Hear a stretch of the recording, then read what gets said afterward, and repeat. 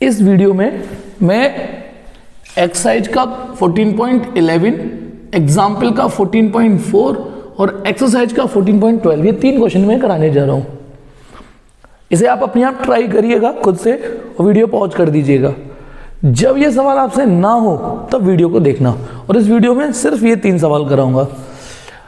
कल जो टॉपिक पढ़ाया था मैंने आप लोगों को कि कैसे हम SHM को यूनिफॉर्म सर्कुलर मोशन के थ्रू भी डिस्कस कर सकते हैं। हम यूनिफॉर्म सर्कुलर मोशन के कंधे पे बंदूक रख के SHM पे निशाना मार सकते हैं। तो उसी के प्रैक्टिस क्वेश्चन है ये, और यदि आपने वो टॉपिक नहीं पढ़ा तो ये वीडियो आपके लिए नहीं है, ठीक है। तो यदि आपको ये सवाल करने हैं तो पहले जस्ट इससे पहले वाला वीडियो देखिए, तब इसे शुरुआत करिएगा।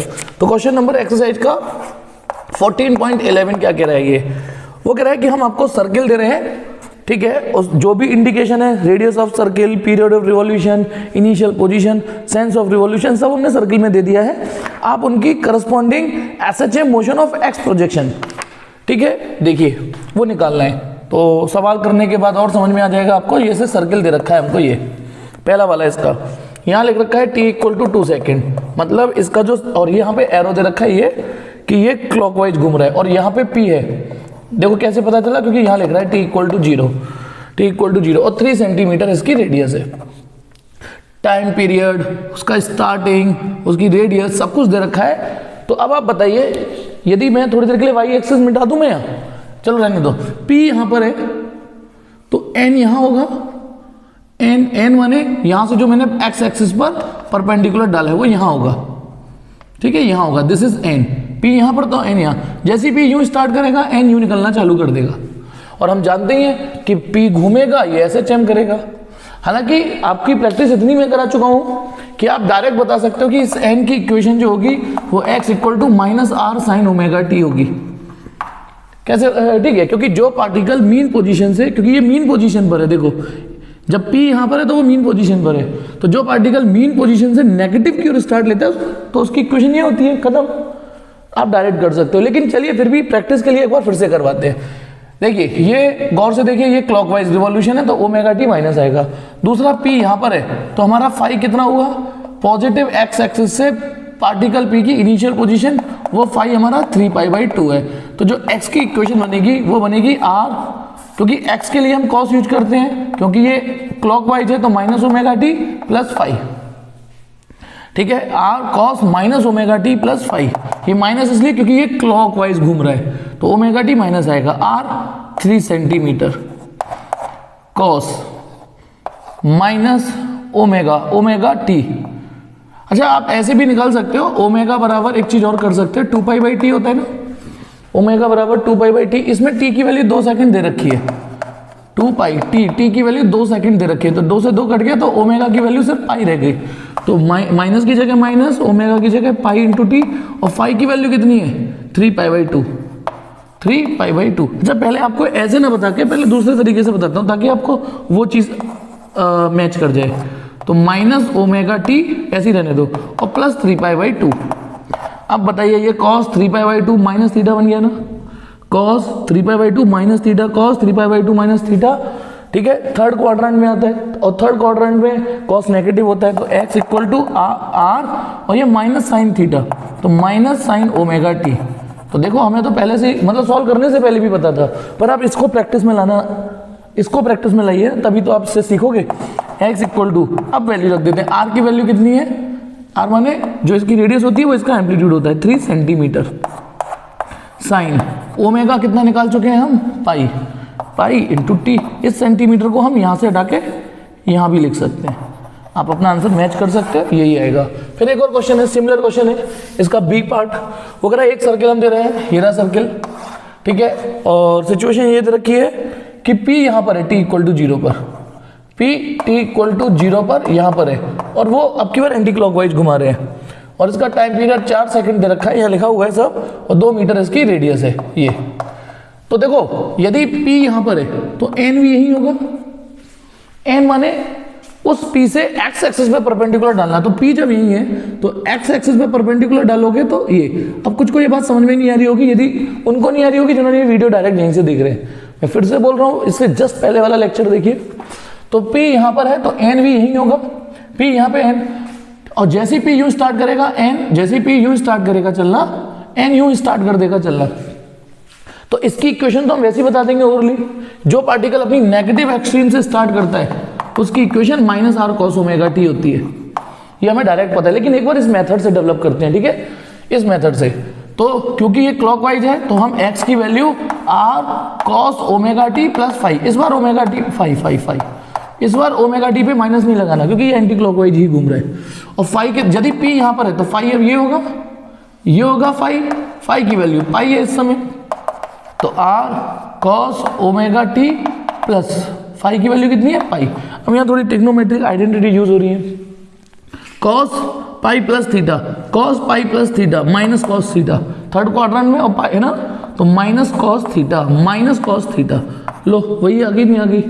जो पार्टिकल नेगेटिव एक्सट्रीम से स्टार्ट लेते हैं उनकी ये, लेकिन अब ये माइनस आर कितना है, 2 ही था ना, हाँ 2 मीटर, cos अभी ओमेगा की वैल्यू में निकाल दूंगा इनटू मीटर, तो ओमेगा अभी मैंने बताया था 2 पाई बाई टी होता है, और इस बार टी की वैल्यू 4 सेकंड है, 4 लिख रहा है, 4 दिया हुआ है ये, तो ये 2 पाई बाई 2, तो ओमेगा की जगह ये लिख दिया, दिस इज एक्स, खत्म, ठीक है। सेम क्वेश्चन इसके सॉल्व एग्जाम्पल 14.4 करते हैं, इसका स्क्रीनशॉट ले लीजिए, लुल्लू क्वेश्चन थे ये। फिर भी सबका साथ सबका विकास, कुछ पे ये भी नहीं होते ना, लेकिन यदि वो चाहेंगे ठानेंगे कि प्रैक्टिस करनी है हमें तो क्यों नहीं होंगे भैया। चलिए एक और देखिए, एग्जाम्पल 14.4, ये एग्जाम्पल का है ना, वो ये कह रहा है कि एक सवाल है लेकिन इसके सर्किल बगल में दे रखे हैं। वो कह रहा है सर्किल हम दे रहे हैं, ठीक है, तो पहला सर्किल है ये रहा, ठीक है, उसका बस इनिशियल पॉइंट देखिए, उसने कहा इनिशियल पी यहां पर है टी इक्वल टू 0 पर, और ये एंगल बनना है 45, कुछ के में मिसिंग है, मिसप्रिंट है, 55 लिख रहा होगा, ठीक है, लेकिन सॉल्यूशन इसने 45 करके किया है, तो इसे सही कर लेना है ना। फिर क्योंकि 55 की वैल्यू तो फिर आपको टेबल से देखनी पड़ेगी, हम 45 पाई बाई 2 पाई ऐसे तो खुद भी निकाल सकते हैं ना, तो ये 45 है, ठीक है, टी इक्वल टू 0 पर। यहाँ कोने में लिख रहा है कि इसका टी 4 सेकेंड है, इसकी जो रेडियस है वो ए लिख रही है, ए, और क्या दे रखा है बस इसकी वही, तो एक देखो सवाल पढ़ लीजिए, obtain the simple harmonic motion of x projection, तो बताना पी यदि यहां पर है तो एन भाई साहब यूं होंगे, अच्छा वो सेंस ऑफ रिवॉल्यूशन ये रहा, अब जैसे ही पी यूं स्टार्ट होगा एन यूं स्टार्ट होगा। अब देखिए ये एक रैंडम इक्वेशन है, ये कोई स्टैंडर्ड इक्वेशन नहीं है, हमें वो 4 ही तो रटी हुई है कि मीन पोजीशन से पॉजिटिव की ओर, मीन पोजीशन से नेगेटिव की ओर, या पॉजिटिव एक्सट्रीम से नेगेटिव एक्सट्रीम से स्टार्ट हो, तो हमें वो 4 रटी हुई है। लेकिन ये तो पार्टिकल यदि पी यहां से स्टार्ट ले रहा है तो एन तो यहां से स्टार्ट ले रहा है ना, इसकी तो मुझे भी डिजाइन और आपको करनी ही पड़ेगी, इसलिए इस प्रैक्टिस को x equal to r cos omega t plus 5, पहले तो आंख बंद करके ये लिख दीजिए यदि एंटी क्लॉकवाइज है तो, और क्लॉकवाइज होता है तो यहाँ माइनस लिख देते हैं। आर का रोल कौन प्ले कर रहा है, ए, कॉस का रोल कॉस, ओमेगा को यहाँ निकाल देते हैं, ओमेगा बराबर 2 पाई बाई टी होता है, टी की वैल्यू 4 सेकंड है, 4 कर दिया तो ओमेगा हो गया पाई बाई 2, तो ओमेगा की जगह लिख दीजिए पाई बाई 2, टी की जगह टी, 5 है पाई बाई 4, हो गया खत्म कहानी, ठीक है, हो गई।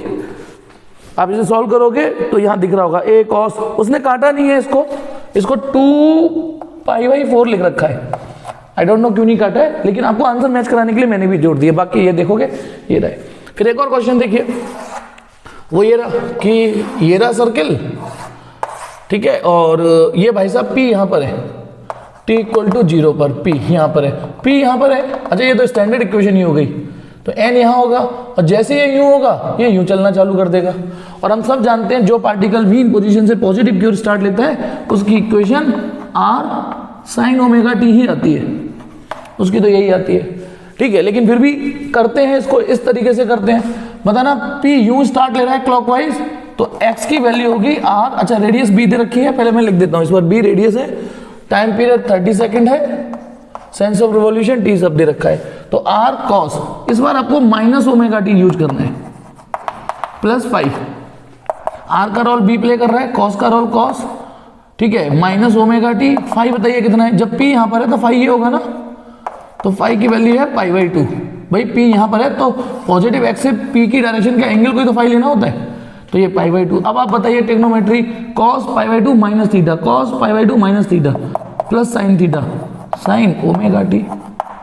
तो बी साइन ओमेगा की वैल्यू ऐसे निकाल लीजिए, ओमेगा बराबर 2 पाई बाई टी होता है, टी की वैल्यू 30 दे रखी है, तो पाई अपॉन 15, काटा ही नहीं काटा इसमें काट दिया है, तो पाई अपॉन 15 इंटू टी। ये इस बार की एक्स की इक्वेशन आ गई। ठीक है, चलिए अब है 14.12। ये जो क्वेश्चन है वो क्वेश्चन कम है, ट्रिग्नोमेट्री ज़्यादा है, तो भाई वालों को थोड़ी दिक्कत हो सकती है, पर उस दिक्कत से बचने के लिए मैंने पहले इस चैप्टर की बोनी कराने से पहले मैंने आपको बेसिक ट्रिग्नोमेट्री ही सिखाई थी। ठीक है, ठीक है। तो अब आ जाइए, तो 14.12 क्या कह रहा है? 14.12 कह रहा है कि हम आपको ऊट पटांग इक्वेशन देंगे, आपको उसका रेफरेंस सर्किल बनाना है ना, रेफरेंस सर्किल, और plot the corresponding reference circle. आपको अब तक सर्किल दे रखा था, अब तक सर्किल देते थे और हमें इक्वेशन डिजाइन करनी होती थी। अब इक्वेशन दे दी है, सर्किल डिजाइन करना है। और सिंपलिसिटी के लिए आपको एक चीज बताई थी मैंने कि देखो, जैसे सपोज करो, ध्यान देना, यदि कोई पार्टिकल मीन पोजीशन से ऐसे स्टार्ट ले रहा है ना, मीन पोजीशन से यूं स्टार्ट ले रहा है, तो रामलाल और श्यामलाल दो तरीके से रेफरेंस सर्किल बना सकते हैं। हो सकता है रामलाल यहां पे रखे पी को और कहे कि यूं स्टार्ट ले रहा है पी, यूं कहते हैं टी इक्वल टू 0 पे, तो खुद सोचो पी यहां होगा तो एन यहां होगा, पी यूं आगे बढ़ेगा तो एन यूं बढ़ जाएगा, वो भी सही सोच रहे हैं। श्यामलाल ऐसे बना सकता है कि पी मैं तो यहां मानूंगा टी इक्वल टू 0 पे पी को, सोचो पी यहां होगा तो एन यूं होगा, है ना, और पी में यदि ऐसे एरो बना दे तो उसका भी एन ऐसे भागेगा। तो हमेशा हमारे पास दो चॉइस रहती है ना, तो ये भी ठीक है, ये भी ठीक है, लेकिन सवाल ने शर्त रख दी है कि आप एंटी क्लॉकवाइज ही बनाना, इस टाइप के, कहा गया यही है ना, इस टाइप के बनाने हैं। इसने सवाल ने शर्त रख दी कि आप क्लॉकवाइज मत बनाइएगा, तो अब सवाल के अकॉर्डिंग चलेंगे।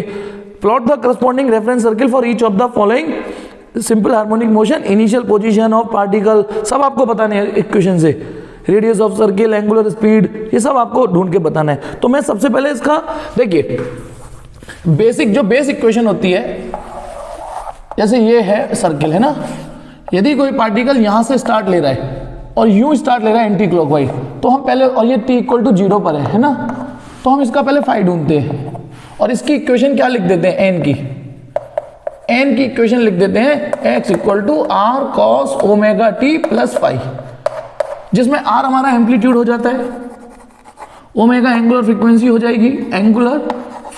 हो जाएगी, और ये इनिशियल फेज हो जाता है कि स्टार्ट कहां से कर रहे हैं वो, है ना। यानी यदि एंटी क्लॉकवाइज सर्किल है और एक्स प्रोजेक्शन की इक्वेशन है तो इसी से हम बता देते थे।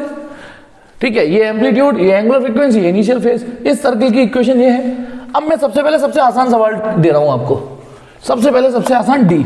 उसने कहा एक्स की इक्वेशन है 2 cos पाई इंटू टी, इसका रेफरेंस सर्किल बनाना है, तो इसको इससे कंपेयर करिए, ये देखिए इसको इससे कंपेयर करिए, ऐसे समझिए, ऐसे मैंने लिख दिया 2 cos पाई टी प्लस 0, ऐसे समझो, ऐसे लिख दिया।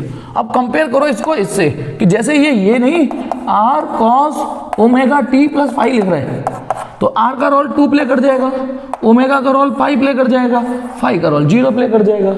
तो हमें अब इस जो रेफरेंस सर्किल बनाएंगे उसका एम्पलीट्यूड रखें, उसकी रेडियस रखेंगे 2, जो हम रेफरेंस सर्किल बनाएंगे उसका ओमेगा होगा पाई और उसकी इनिशियल पोजीशन होगी 0। यानी अच्छा, एक काम और कर सकते हैं, ओमेगा हमारा पाई निकल रहा है ना, तो ओमेगा का मतलब हो गया 2 पाई बाई टी, है ना, पाई से पाई कट गया, टी इक्वल टू 2 सेकेंड।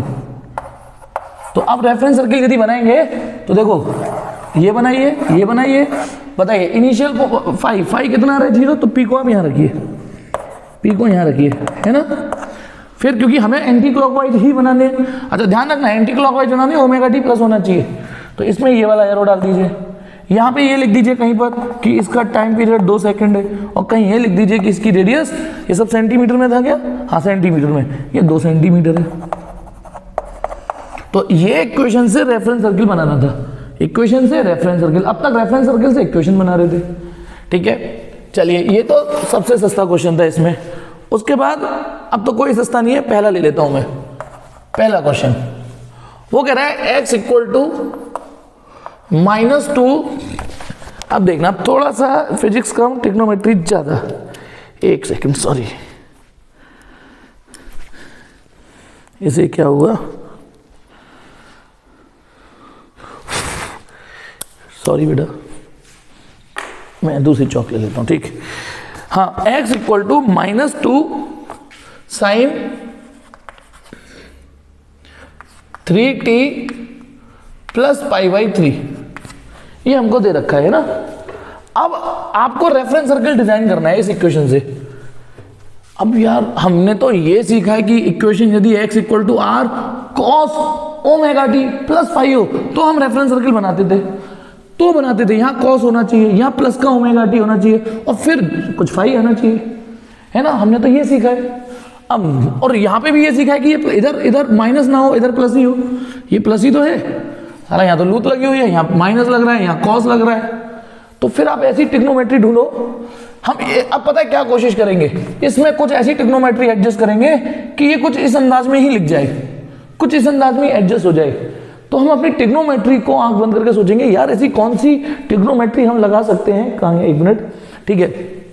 तो देखिए थोड़ी देर के लिए इस अंदर वाले एंगल को एक काम करिए सोचने के लिए, थीटा, इस पूरे को थीटा मान लिया मैंने, पूरे को। अब हमारा दिमाग ये चलना चाहिए, मैंने पहले ही कहा था ये फिजिक्स कम ट्रिग्नोमेट्री ज्यादा है, हमारा दिमाग ये चलना चाहिए कि मैं कैसे इसे कॉस में एडजस्ट कर दूं। तो देखिए माइनस भी एडजस्ट कर दूंगा और कॉस भी आ जाएगा, 2 cos π/2 प्लस थीटा। यहां पे वीडियो पॉज करके रोक के देख सकते हो, समझ सकते हो क्या ये एक्सेप्टेबल है या नहीं, है ना, क्या ये एक्सेप्टेबल है या नहीं है। एक्चुअली इससे ना आप एक तीर से दो शिकार हो गए, साइन कॉस में हो गया और ये माइनस भी इसमें डाइल्यूट हो गया, साइन कॉस में हो गया और माइनस भी डाइल्यूट हो गया। तो अब बताइए, आप खुद सोचो, रिवर्स में cos π/2 plus theta minus sine theta ही होता है। तो ट्रिग्नोमेट्रिकली तो मैंने कुछ चेंज नहीं किया ना, लेकिन हमारी मदद ये हो गई। अच्छा थीटा की वापस औकात दे देते हैं, थीटा थोड़ी देर के लिए मैंने इसको मान लिया था, तो 3t प्लस π/3, तो 2 cos 3t को यहां लिख दिया मैंने प्लस, अब π/3 प्लस π/2 कितना हो जाएगा, ये जोड़ दीजिए 5π/6। तो अब बताइए ये इक्वेशन हो गई आपकी। अब फायदा क्या हुआ, अब इससे कंपेयर कर लोगे, ये भाई साहब आर का रोल प्ले कर जाएंगे। टी का जो कॉफिशिएंट होगा वो ओमेगा होगा, और गौर से देखो प्लस ही है ये, तभी एंटी क्लॉकवाइज जाएगा, ये -3t नहीं है +3t है, ठीक। और ये हमारा फाई हो गया, तो अब तो रेफरेंस सर्किल बन जाएगा ना।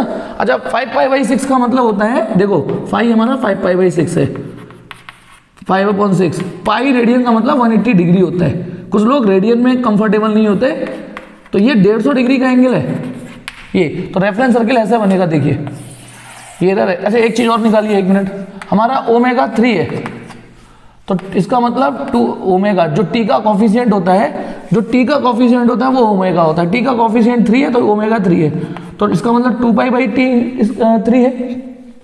तो टी की वैल्यू आ गई 2π/3, टी की वैल्यू हो गई 2π/3, क्योंकि रेफरेंस सर्किल जब हम बनाएंगे तो उसमें ये मेंशन करेंगे ना। अब बताइए, सबसे पहले इसकी रेडियस क्या रखें, 2 सेंटीमीटर सर्किल की, ओके।